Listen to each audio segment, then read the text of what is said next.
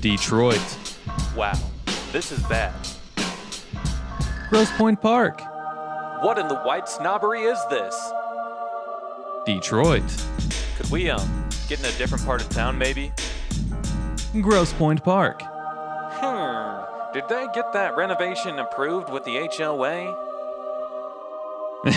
You better hope so. They take that crap serious around here. Well, if you couldn't tell, there's a sharp contrast between these two neighboring cities in southeastern Michigan. Wait, what's that? You said you could tell? Okay, well, so you can tell where Alter Road is, the border between the two? Okay, well, just making sure. All right. The border between Detroit and the Grosse Pointes has got to be one of the most dramatic sights in the country when it comes to the differences between two cities. Technically, there are 5 cities that are all right next to each other that are all referred to as the Grosse Pointes. But for this video, I invade the city of Grosse Pointe Park, which happens to share the longest border with Detroit than any of the other Grosse Pointes. I begin the driving portion of this video in the city of Detroit, as I head west on Kercheval from Connor. To illustrate the differences between the two, we're going to be driving back and forth a couple of times before staying in Grosse Pointe Park. This entire area of Detroit, the part that we're in right now, the far east side, everything north of Jefferson, everything east of Connor and south of Mack, yeah, this whole chunk of Detroit looks like a giant wasteland. You can get mad at me all you want, but it's true. Look around, empty lots and abandoned buildings as far as the eye can see. And I know that I can speak for myself and say that it's hard for me to imagine what this place used to look like 100 years ago when it was a full neighborhood. Now, according to a Free Press article in 2019, there's a rough estimate of there being anywhere from 24 to 40 square miles of abandoned land in the 139 square mile city limits of Detroit. And along with that, the Detroit Land Bank has control of over 62,000 vacant lots. Now, obviously, Detroit's had a rough go of it over the years, with the massive loss of manufacturing jobs over the years, along with the extremely high crime rates. And back in 1950, Detroit had a peak population of 1.8 million people, but now that number is expected to dip below 600,000 soon. Sure, downtown has seen a comeback, but the population of the Motor City continues to decline as today's residents continue to seek a better quality of life out in the suburbs.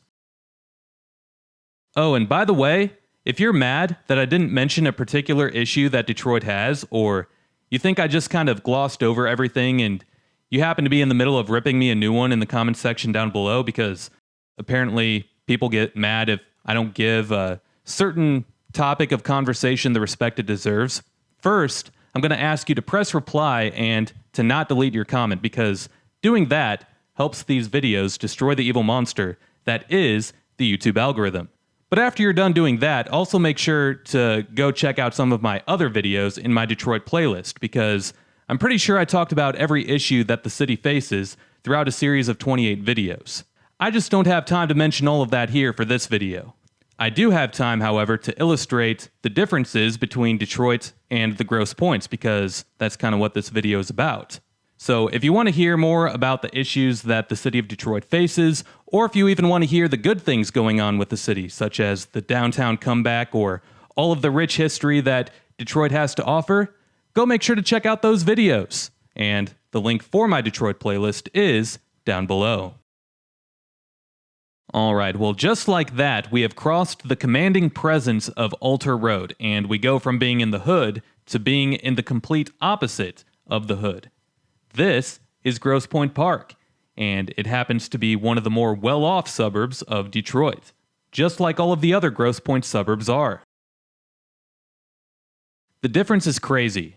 Here you have tree-lined streets, occupied businesses, and full residential streets. It's a complete difference, not just visually, but also when you look at all kinds of data, the differences between the two communities is huge. Meanwhile, if you happen to notice, we crossed a roundabout when entering Grosse Pointe Park. That roundabout that you saw was constructed in 2015, and it used to look like this, as traffic originally was designed to only be able to go through one way. Now, when this roundabout was being constructed, crews on the site told the no longer excellent running real estate journalism website called Curbed Detroit that the Grosse Pointe Park city manager wanted to block off the downtown area of Grosse Pointe Park from Detroit, with the city not replying for comment, of course, when Curbed reached out to them. You know what, actually? Maybe I gave Curbed too much credit. Yeah. Grosse Pointe has an E at the end. Wow. What a crucial error. No wonder the website went out of business. I mean, I never make mistakes like that in my videos. I always have my dates correct. I never post a video with a future date ever. Nothing like that ever. And I never misspell or mispronounce any words ever. Yeah, well anyway, Grosse Pointe Park is spelled with an E at the end because it's French. Grosse is French for large, so Grosse Pointe in French means large point. We can get into the influence that the French had on this area and all of the history along with that later in the video. But yes, back to the partial roundabout barricade, as only one lane of traffic was open initially, that being incoming traffic into downtown Grosse Pointe Park along Kercheval. Well, there's only a few connecting streets between Grosse Pointe Park and Detroit along Alter Road, as over the years, there have been multiple man-made barricades that block off Grosse Pointe Park from Detroit, and only a few years after the Kercheval roundabout was constructed, and of course after the Grosse Pointe Park city officials being called racist by various local media outlets, the city then removed the partial barricade with the city of Detroit along Kercheval and made it a two-way street. But in my personal opinion, Grosse Pointe Park didn't need to build another barricade along Kercheval to keep Grosse Pointe Park nice, because for decades, Kercheval has been wide open in both directions between Detroit and Grosse Pointe Park, with not even a roundabout, so no barricade whatsoever. And if Grosse Pointe Park could survive the worst era of violent crime in Detroit between the 1980s and 90s, then Grosse Pointe Park is going to be just fine if they don't add another barricade. In fact, they could probably take down some of the other barricades between the two cities and be just fine. With that said, I haven't mentioned yet that Grosse Pointe Park even today is pretty much all white, while Detroit is pretty much all black. I mean, did I even need to mention that though? Maybe if you're not from the area, that might be news to you, but Grosse Pointe Park has a black population of only 7%, while Detroit has a black population of 77%. Those numbers used to be a lot worse, by the way, but anyway, I'm not at all trying to call all white people in the Grosse Pointes racist. Not even close. I'm just pointing out the facts, and it's impossible to make a video like this, such as the differences between Detroit and Grosse Pointe Park, without pointing out the difference in culture and demographic makeup and economic status. But I mean, when that whole roundabout thing happened back in 2015, yeah, you guys kind of did that to yourselves there. But, you know, outside of that, I'm not calling anybody here in Grosse Pointe Park racist. I'm just explaining some of the things that have happened here, and, you know, I can't drive by the Kercheval roundabout and not explain that story. I mean, that was pretty recent. But, yeah. Well, okay. Let's move on. Well, we're now back in Detroit, and we're back to seeing the vast emptiness that is the far east side of the city, compared to what we saw in Grosse Pointe Park with full residential streets.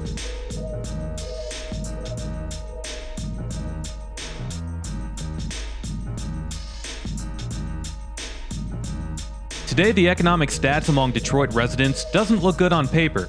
Now, I'm not talking about Metro Detroit, so don't go to the comments and say, oh, but there's so many nice cities, you're going through one in this video, Grosse Pointe Park. Yeah, look, all of that is reflected in the column right next to Detroit.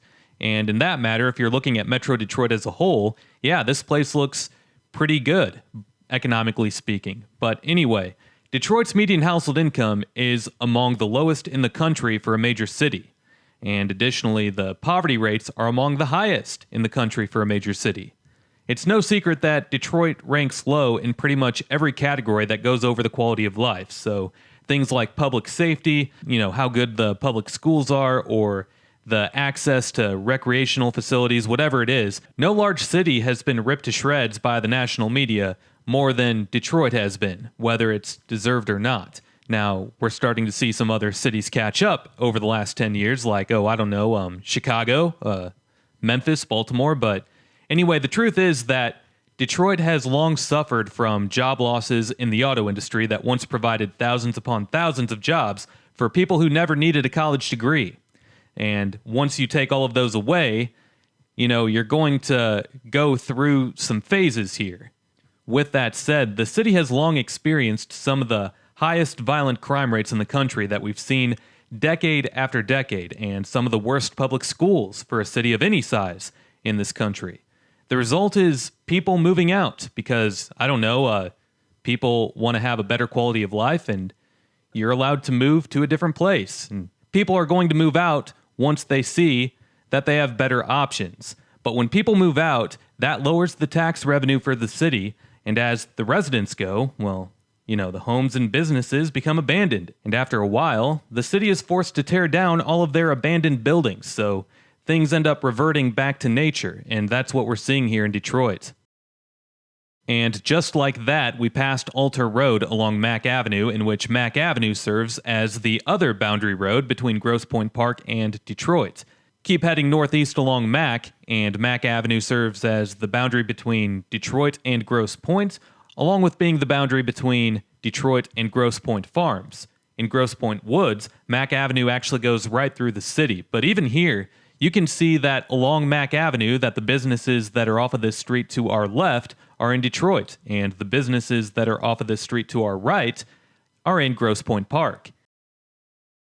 And from this point forward, we're going to be staying in Grosse Pointe Park, so let's talk about Grosse Pointe Park, eh? We're close to Canada, eh? So let's start with talking about some of the history of Grosse Pointe Park, eh? All right. So earlier I mentioned how the words Grosse Pointe in French translate to large point, eh?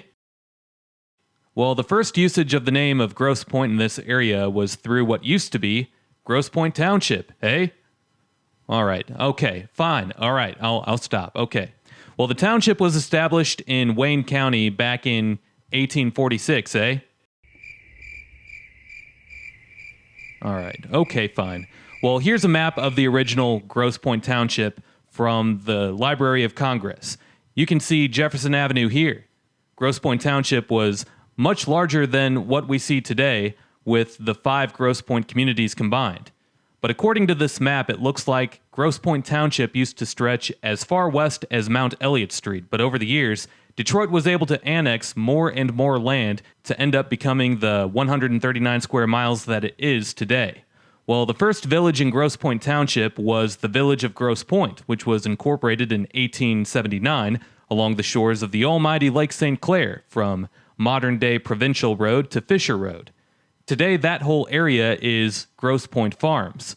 Now, in 1893, there was a failed attempt from the village of Grosse Pointe to extend their boundaries further west, and that ended up dividing the community into two, with the village of Grosse Pointe Farms taking up the eastern portion and the village of Grosse Pointe taking up the western portion of that split.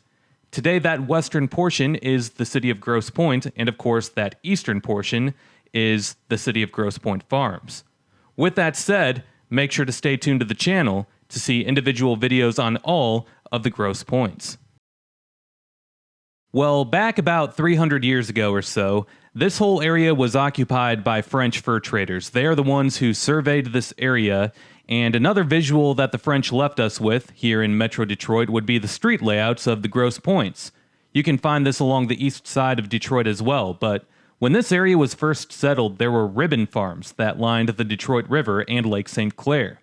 Now, the idea behind a ribbon farm is that each farm would give landowners direct access to the Detroit River. So whether it's shipping their product off or whether it's drainage, whenever it rains or whatever, each landowner having access to the Detroit River was very helpful for these farmers during those times.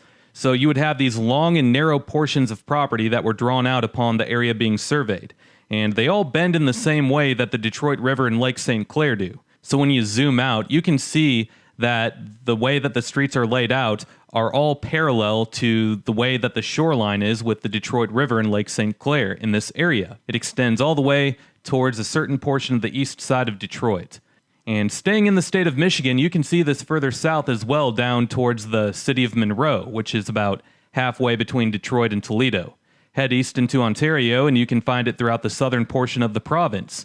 But the only other spot that you can find this type of layout, the ribbon farms, in the United States would be Louisiana, which also happens to have a strong history with the French. Not sure if you heard about that, in case you haven't heard about New Orleans French Quarter or the Cajun food that New Orleans is known for, or, in case you've been living under a rock your whole life, Louisiana has a strong history with the French. And as far as I know, that's the only other spot in the United States where you can find these ribbon farms. Maybe I'm wrong, and if I am wrong, feel free to correct me down in the comments below.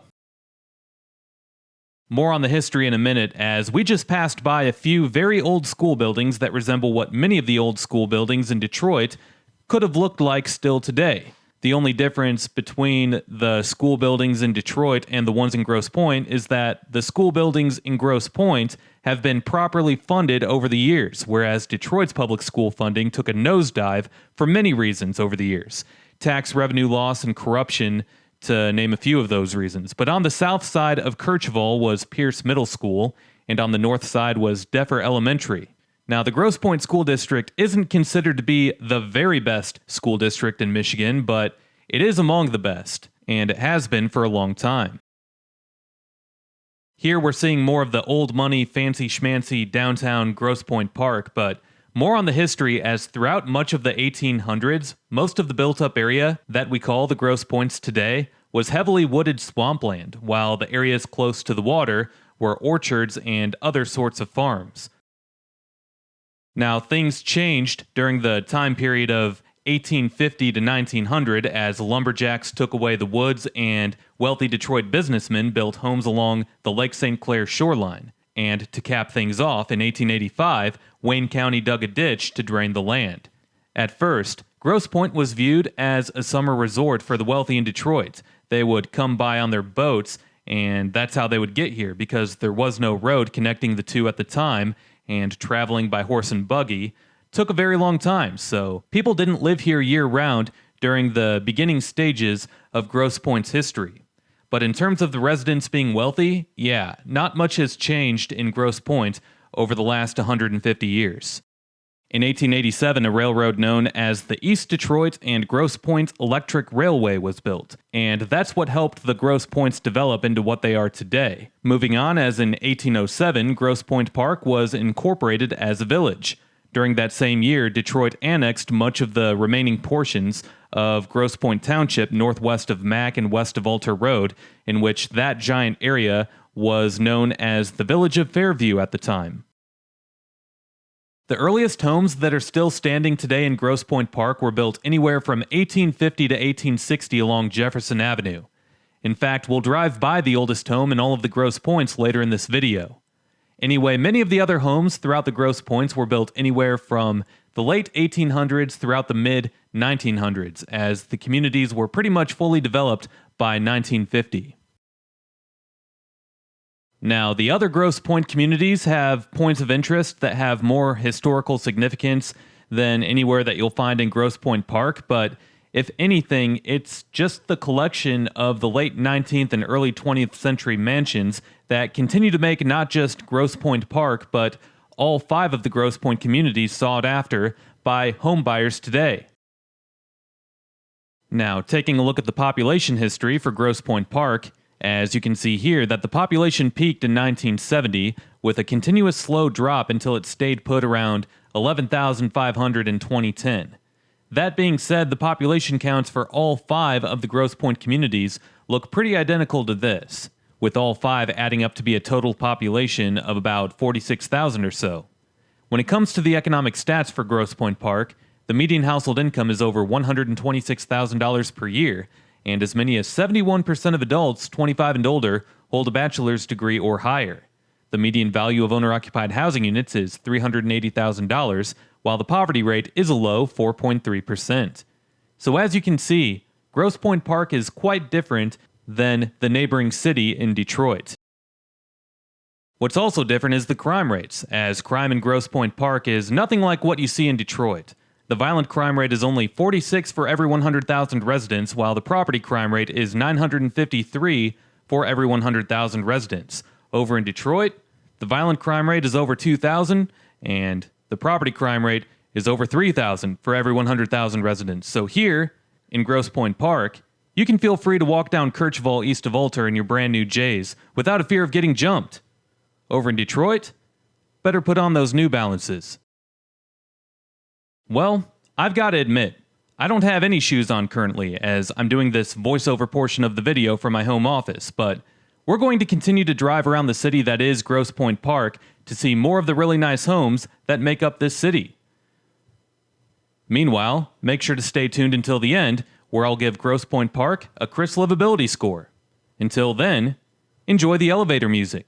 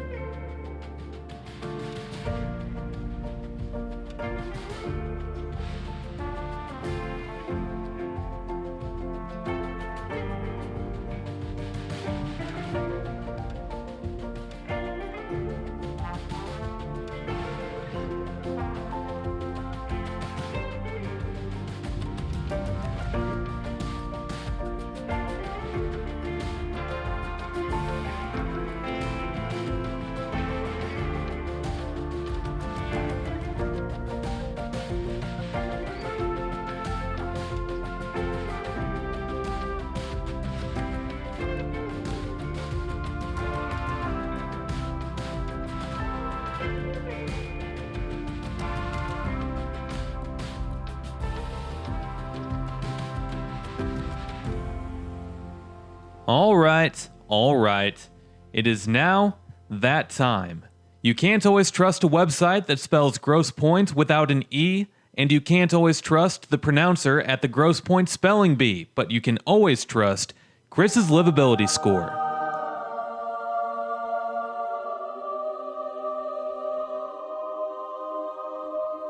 The first category is education.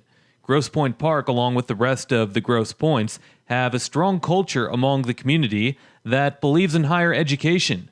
Grosse Pointe Park students attend Grosse Pointe South High School, which lies in Grosse Pointe Farms, 2 communities over. U.S. News ranks Grosse Pointe South as the 7th best high school in Metro Detroit, the 11th best in Michigan, and the 501st best in the country. Now, given that there are over 23,000 public high schools in the United States, being ranked as 501st puts Grosse Pointe South in the top 3% of all of the nation's high schools. Education gets a 19 out of 20 easily. Crime in Grosse Pointe is basically non-existent. In Grosse Pointe Park, it gets an 18 out of 20. Next up is downtown, and downtown Grosse Pointe Park has a nice old money charm to it. There's several shops and restaurants, but it's nothing too crazy. Downtown gets a 10 out of 20. More on that when I talk about amenities. Well, the next category is the economy, and despite all of the slack that Detroit gets for the collapse of the auto industry, I can only imagine that a quick drive through the Grosse Pointes for someone who's from out of state would have their jaw dropped when they see Grosse Pointe. Now, maybe nothing too jaw-dropping in Grosse Pointe Park, but wait until you see Grosse Pointe Shores. Anyway, the economy in the Metro Detroit area is not as bad as it's made out to be. Yes, Detroit has had struggles, but there's plenty of high-paying jobs in the region. Economy gets a 17 out of 20. Recreational opportunities is next, and despite being located off of Lake St. Clair, not only are there limited public places to access Lake St. Clair in Grosse Pointe Park, but you also have to have a park pass, making it pretty inconvenient. And in fact, the closest place that you can access the water without a community park pass of some sort is Belle Isle. Now, I'm sure if you're a resident of any of the Grosse Pointes, it's not that hard to obtain a pass, but if you're visiting, yeah, it won't be that easy for you to access the lake from anywhere in the Grosse Pointes. Belle Isle is also your best bet for any sort of nearby hiking trail. There's a couple of golf courses in the Grosse Pointes as well, but those come with ridiculous membership fees. Recreational access could be better for the ones who aren't filthy rich here. It gets a 10 out of 20. Now, the history of Grosse Pointe Park isn't anything too crazy, but you can't deny how neat it is to look at the collection of homes in Grosse Pointe Park, and I feel like the homes in some of the other Grosse Pointes are even more impressive. There aren't too many places like this in the country where you have a large collection of large single-family homes that were built in the late 1800s and early 1900s. So that's definitely something special about not only Grosse Pointe Park, but all of the Grosse Pointes combined. For a suburb, the history of Grosse Pointe Park is pretty impressive generally speaking, so it gets a 14 out of 20. Amenities is next, and honestly, there aren't really that many amenities nearby. Other Grosse Pointes have a larger selection of restaurants and are closer to some of the suburban shopping centers, but on the positive side, you're only 15 minutes from downtown and 10 minutes from Belle Isle. But me personally, I would like there to be more shopping and restaurant amenities offered in town so that I don't have to fight freeway traffic to get anywhere special. Amenities gets a disappointing 8 out of 20 for Grosse Pointe Park. Well, cost of living is the last category, and honestly, there are some decent homes on the market in Grosse Pointe Park for under $250K, like this home on Zillow here. $249,900, 3 bedrooms, 2 bathrooms, 1,400 square feet. That's a pretty good deal. In fact, if you're a millionaire and you live in Metro Detroit and you like older mansions, Grosse Pointe Park has a great selection of homes on the market right now. There's even a home really close to the lake for $350K. Sure, you have a mansion listed for $6.4 million with over 12,000 square feet, 5 bedrooms and 10 bathrooms, but most of the homes in Grosse Pointe Park are easily affordable when you factor in the median household income of $128,000 annually. Cost of living gets a 13 out of 20. All in all, the Chris Livability Score for Grosse Pointe Park, Michigan is 109 out of 160, giving it the highest score out of all of the cities that I've done this for so far. Final thoughts here is the difference in social status between the Grosse Pointes and Detroit is crazy. I mean, I've known this for a while and I still think it's crazy, but I can't think of another spot in the United States where you can just hop over a city border and see such a difference in the quality of life. I mean, Detroit is full of abandoned lots and buildings while Grosse Pointe Park hardly has an empty building. One community has some of the worst schools in the country, while the other has some of the best. One city has a poverty rate among the highest in the nation, while the other has a poverty rate that's among the lowest in the nation. Well, as we move along, like I've mentioned, Grosse Pointe Park is just one of 5 gross points, so to see a video on the other gross points, make sure to stay tuned to the channel, as I'll have videos on them coming soon. With that said, I do end the video here. And if you enjoyed this video, make sure to drop a like, comment, and subscribe if you haven't already, as doing all of those things helps these videos destroy the evil monster that is the YouTube algorithm. Also make sure to hit that notification bell so that you can be notified every time that I upload a new video. If you enjoyed this video, then you might enjoy checking out some of the featured playlists on this channel. Videos with amazing insights on other places like what you saw here can be found in my Detroit Suburbs playlist, my Detroit playlist, or in my Michigan playlist. Last but not least, if you can't get enough of me on here, you can always go follow me on my other social media accounts, and those links are below. We'll see you next time. Peace.